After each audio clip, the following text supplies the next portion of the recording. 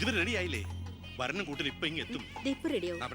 പവിത്ര, ഉണ്ണിയെ കുറിച്ച് വല്ല വിവരവും കിട്ടിയോ? ഫോണിൽ കിട്ടിയപ്പോ ഞാൻ വിവരം പറഞ്ഞതാ. അവനതോ തിരക്കിലാണ്, വരാൻ പറ്റില്ലെന്ന് പറഞ്ഞു. അത് ശരി. സ്വന്തം പെങ്ങളുടെ കല്യാണത്തിനെന്ന് അവന്റെ ഒരു തിരക്ക്. അവനിങ്ങ് വരട്ടെ. പബ്ലിക് വല്ല അടിച്ചു കയറുന്നുണ്ട്. ഓഡിറ്റോറിയത്തിന് ഫുൾ. അതൊക്കെ ഞാൻ നോക്കിക്കോളാം. വേറെ കുഴപ്പമൊന്നുമില്ലല്ലേ? മകളെ എല്ലാം റെഡിയാ? കുഴപ്പമൊന്നുമില്ല അല്ലേ? അച്ഛൻ ടെൻഷൻ അടിക്കാതെ. 2-3 VIP സീറ്റുകൾ ഒഴിച്ചിടണം. കേന്ദ്രമന്ത്രി വിശാൽ ശർമ്മ എയർപോർട്ടിൽ എത്തിക്കാനായിട്ടു. ഓക്കെ.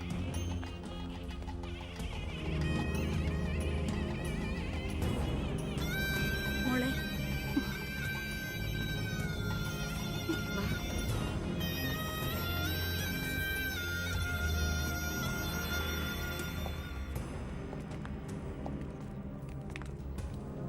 ഏഴ് ദിവസം മുഖ്യം ക്യാമ്പിൽ കടത്തിയിട്ട് ജഡ്ജ്മെന്റ് പറഞ്ഞു കേട്ടില്ലേ, ഇന്നലെ ഉച്ചയ്ക്ക് കസ്റ്റഡിയിലെടുത്താണെന്ന്.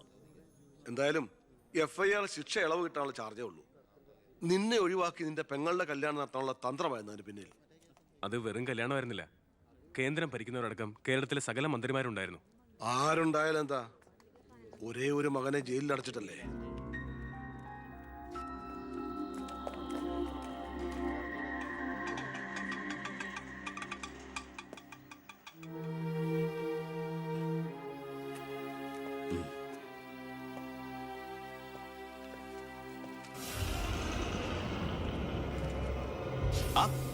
ഇതാര്?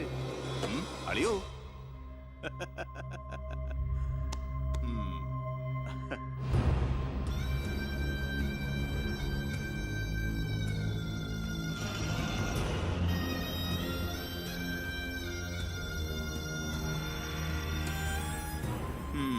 ഒരു ദൂരയാത്ര കഴിഞ്ഞ് വരുന്ന ലക്ഷണമുണ്ടല്ലോ.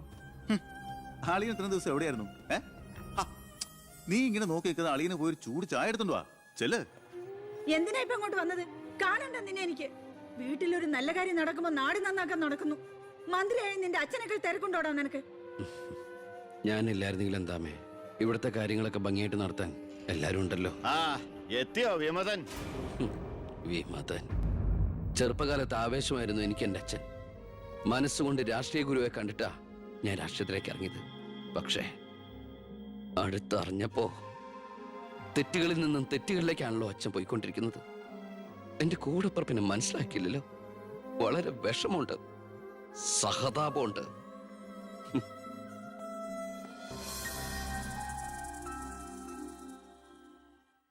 കൂട്ടക്കൊല നടന്നതിന്റെ പിറ്റേന്ന് മൈതാനത്തിലെത്തിയ ഭഗത് സിംഗിന് അവിടുത്തെ കാഴ്ചകൾ കണ്ട് സഹിക്കാൻ പറ്റില്ല. ചോര പുരണ്ട ഒരു പിടി മണ്ണ് കയ്യിലെടുത്ത് ആ ബാലൻ പ്രതിജ്ഞ ചെയ്തു, ഞാൻ എന്നെ തന്നെ രാജ്യത്തിനായി സമർപ്പിക്കുന്നു. എന്താ അവിടെ നോക്കട്ടെ? എവിടുന്നത് ചോദിച്ചാടില്ലേ? അന്ന് കണക്ക് സാറിനെ വെട്ടിക്കൊല്ലാൻ വന്നില്ലേ, അയാളുടെ കയ്യിൽ നിന്ന് തെറിച്ചു പോയതാ. സർ, ഇതാണ് ആ ഫോൺ. പ്രസാദ് കൊല്ലപ്പെട്ട സമയത്ത് പ്രതിയിൽ നിന്ന് നഷ്ടപ്പെട്ടതാണിത്. സർ, പ്രസാദ് കൊല ചെയ്യപ്പെടുന്നതിന് മുമ്പ് ഈ ഫോണിൽ നിന്നുള്ള ലാസ്റ്റ് ഔട്ട് ഗോയിങ് കോള് മന്ത്രി ബാലഗംഗാധരന്റെ ഫോണിലേക്കായിരുന്നു. റിമാൻഡിൽ കഴിയുന്ന പ്രതിയെ വീണ്ടും ചോദ്യം ചെയ്തപ്പോ മന്ത്രിയുടെ പങ്കിനെ കുറിച്ച് വ്യക്തമായ സൂചന ലഭിച്ചിട്ടുണ്ട് സർ. അത് മാത്രമല്ല സർ, മണിമലയാർ ഡാം അഴിമതി കേസിൽ 2 വട്ടം നോട്ടീസ് അയച്ചിട്ടും മേനോ ഹാജരായിട്ടില്ല. തനിക്കിതൊന്നും ബാധയല്ല എന്ന മട്ട മേനോനുള്ളത്. ഇപ്പൊ വാറന്റ് ഇഷ്യൂ ചെയ്തിട്ടുണ്ട്. എങ്ങനെയാണോ തന്റെ അച്ഛനെ ഇതിന്നൊന്ന് രക്ഷപ്പെടുത്തിയെടുക്കുക? അച്ഛൻ ശിക്ഷിക്കപ്പെടണമെന്ന് ലോകത്ത് ഒരു മകനും ആഗ്രഹിക്കില്ല, ഞാനും. പക്ഷെ ആര് കുറ്റം ചെയ്താലും ശിക്ഷിക്കപ്പെടണം സാർ. പ്രത്യേകിച്ച് ജനങ്ങൾക്ക് മാതൃകയാകേണ്ടവർ. ശിക്ഷയിൽ നിന്ന് രക്ഷപ്പെടുമ്പോഴാണ് വീണ്ടും വീണ്ടും തെറ്റുകൾ ചെയ്യാനുള്ള ആത്മധൈര്യം കൂടുന്നത്. ഇത് അച്ഛനെ രക്ഷപ്പെടുത്തലായി നമുക്ക് കണക്കാക്കാം. തെറ്റുകൾ തിരുത്താനും പശ്ചാത്തപിക്കാനുള്ള ഒരു അവസരം. ഒരുപക്ഷെ ഇതിലൂടെ ഒരു മനമാറ്റ അച്ഛനുണ്ടായാൽ. അല്ലേ സാർ? കൂടുതലൊന്നും ഇക്കാര്യത്തിൽ എനിക്ക് പറയാനില്ല.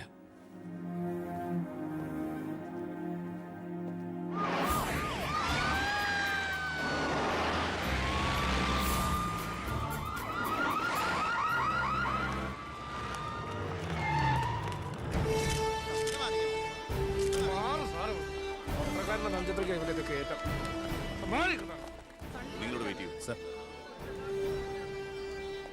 അച്ഛാ, ഹർഷം വരുന്നു. അച്ഛാ, മുഖ്യമന്ത്രിയുടെ ഓർഡർ കൈ കിട്ടി അല്ലേ? അച്ഛനെ അറസ്റ്റ് ചെയ്യാൻ മരുമകന് ഡ്യൂട്ടി. അവറാച്ചൻ കളിക്കട്ടോ, കളി അവിടെ വരെ പോകുന്ന കാണാം നമുക്ക്. അച്ഛനെ കോടതിയിലേക്ക് കൊണ്ടുപോയാൽ മതി. ജാമ്യത്തിനുള്ള ഏർപ്പാടൊക്കെ ഞാൻ ചെയ്തിട്ടുണ്ട്. വക്കീലുമായി ജോസ്പേട്ടൻ കോടതി വെയിറ്റ് ചെയ്യാ. നീ എങ്ങനെ എന്നെ കൊണ്ടുപോകുന്നത്? കാറിൽ ഫോളോ ചെയ്താൽ മതി. കാറിലോ? എന്റെ പട്ടി വരും. പോലീസ് ജീപ്പിന്റെ പിന്നിലിട്ട് തന്നെ എന്നെ കൊണ്ടുപോകണം. അതിനു മുമ്പ് ഈ മുറ്റത്തിട്ട് എന്നെ തല്ലി ചതയ്ക്കണം, മുടുമുണ്ട് വലിച്ചു പറിക്കണം. പിന്നെ പത്രക്കാരോ ചാനലുകാരോ ചോദിച്ചു കഴിഞ്ഞാൽ മുഖ്യന്റെ സ്പെഷ്യൽ ഓർഡർ ആണെന്നൊക്കെ പറഞ്ഞേക്കണം. ഇതൊന്നും നീ ചെയ്യണ്ട, പോലീസുകാരെ കൊണ്ട് ചെയ്യിച്ചാ മതി. അയ്യോ, ഓ ഇത് മുഖ്യമന്ത്രിയെ താഴെ ഇറക്കാനുള്ള കുശാഗ്രമതി ഇല്ലേ? എന്റെ പൊന്നെ, ഞാൻ എന്തുവായി കേൾക്കുന്നത്? ഗുരു എന്നെ ഒന്ന് അനുഗ്രഹിച്ചാട്ടെ. അനുഗ്രഹമൊക്കെ അവനോട് വാങ്ങിക്കാം. അയ്യോ, മേനോൻ സാറിന്റെ ബുദ്ധി. കാര്യങ്ങളൊക്കെ നമ്മുടെ പോലീസുകാരോടൊന്ന് പറഞ്ഞേക്കണം. ജയ്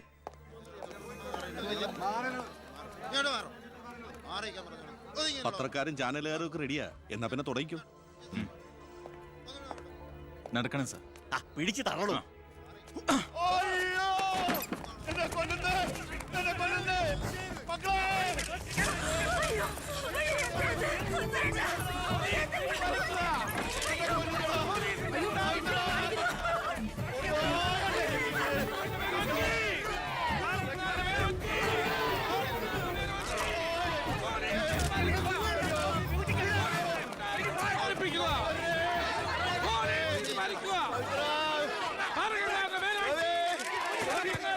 എന്ത് പോക്കറ്റമാണ് കാണിക്കുന്നത്? ഒരു മിനിസ്റ്ററല്ലേ അദ്ദേഹം? വീട്ടുകാരെ അനാവശ്യം കാണിക്കാതെ ബഹളം ഉണ്ടാക്കരുത്. ഇത് chief minister order. Chief minister order.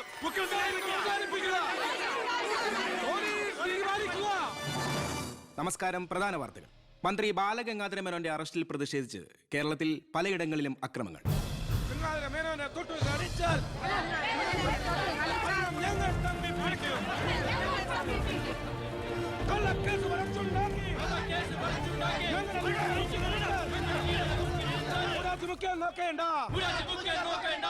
ഇപ്പോൾ കിട്ടിയത് അറസ്റ്റിലായിരുന്ന വിദ്യാഭ്യാസ മന്ത്രി ശ്രീ ബാലഗംഗാധര മേനോന് കോടതി ജാമ്യം അനുവദിച്ചു.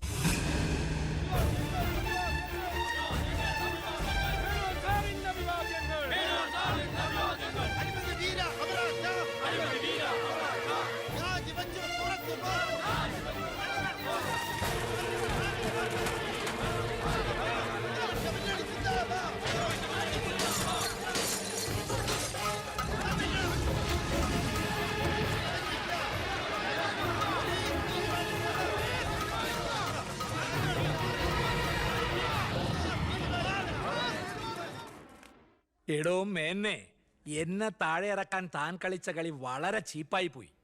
അവറാച്ചൻ എന്താ ഈ പറയുന്നേ? ഒന്നും പറയണ്ട. സൂത്രധാരൻ താനാണെന്ന് എനിക്കറിയാം.